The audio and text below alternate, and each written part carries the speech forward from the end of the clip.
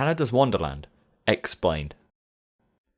Canada's Wonderland is a large theme park located in Vaughan, Ontario, Canada. The park is well known as Canada's biggest and arguably first large-scale theme park. As of early 2018, Canada's Wonderland is home to over 60 attractions, including a total of 16 roller coasters.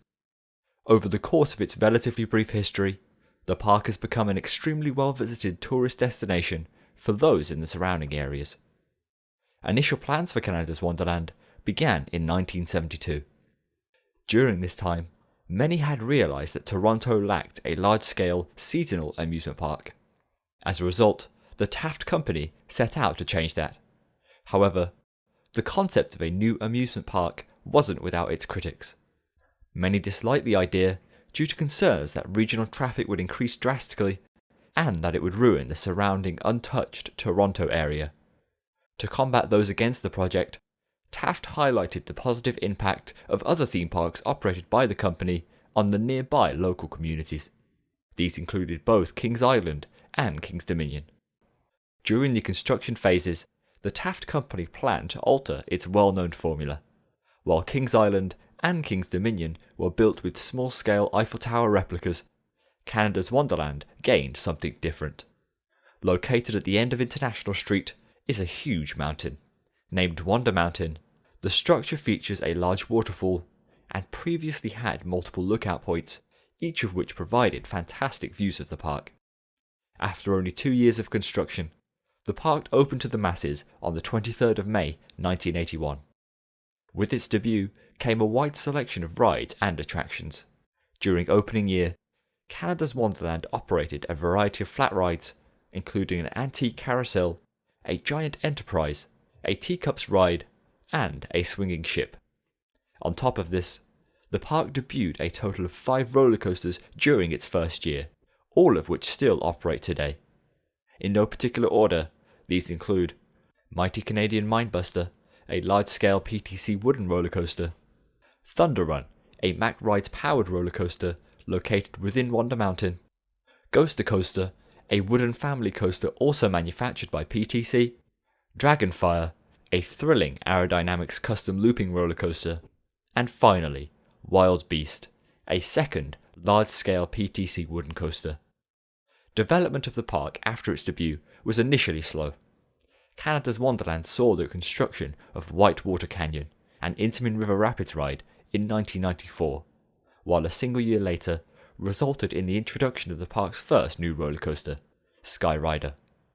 Unfortunately, however, Skyrider could no longer be found at the park, but operated for close to 30 years. The ride was a stand-up roller coaster, allowing guests to navigate the course in a less conventional style.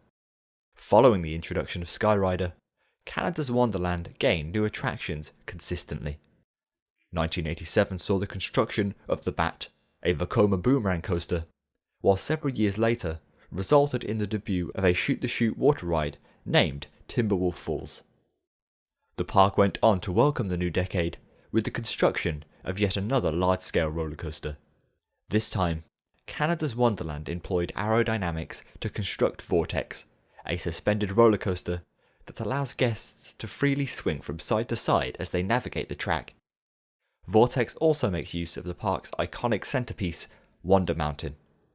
Riders climb up to the top of the hill before suddenly diving off the edge of the rock face. At this point, the park continued to expand by constructing its very own internal water park. Splashworks is an area filled with various water slides and pools. In 1993, the park saw a large operational change. Canada's Wonderland, along with the various other parks within the Taft enterprise, were purchased by Paramount Pictures. This resulted in the sudden renaming of the park to Paramount Canada's Wonderland. Along with this change came further development. The park debuted Top Gun, known now as Flight Deck, briefly after the takeover. The ride, which is a standard Vekoma SLC, features Top Gun film-style theming in the form of fighter jets and an aircraft hangar.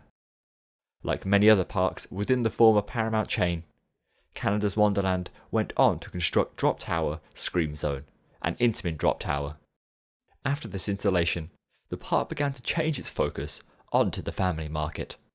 Firstly, in 1998, Canada's Wonderland saw the construction of Taxi Jam, a small-scale family coaster themed to an exciting taxi ride.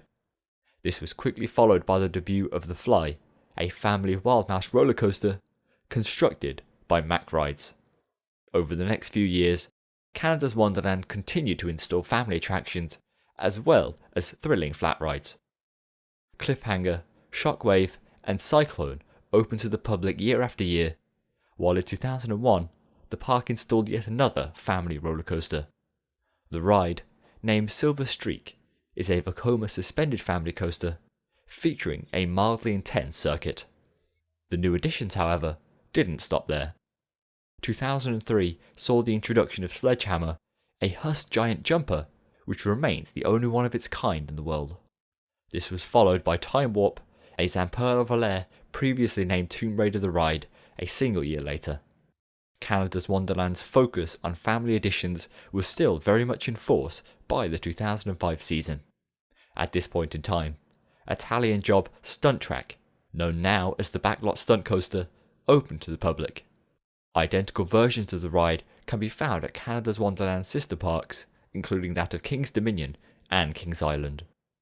The rides feature 3 distinct LAM launches, as well as a movie-related theme. Because of this, the ride sequence resembles that of an action film, allowing guests to experience a multitude of exciting special effects.